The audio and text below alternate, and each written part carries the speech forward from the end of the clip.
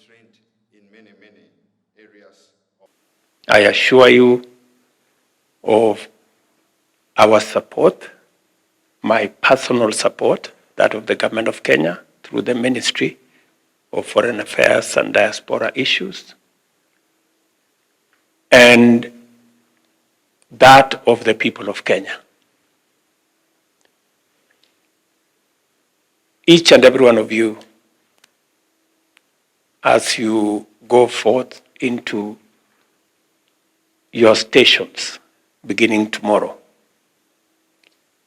you are going to represent the people of Kenya.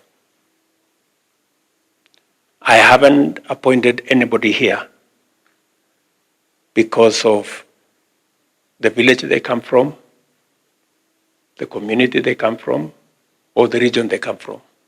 It is my expectation that you will represent Kenya, understanding very well that Kenya is a great democracy. And the image of our country will be reflected by your actions, what you do, how you carry yourself, and how you articulate issues that are of importance, that are of significance, that project the positive image of our country.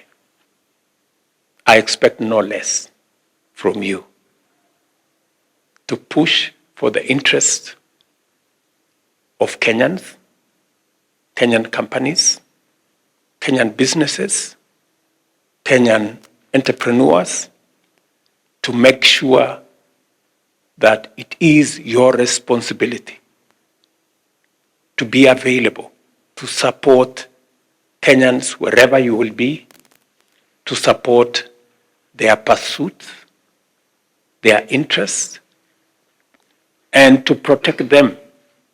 It is our responsibility as government. It will be your responsibility as ambassador to make sure that you look after Kenyans in the countries that you will be working from, and to make sure that we secure the global national interest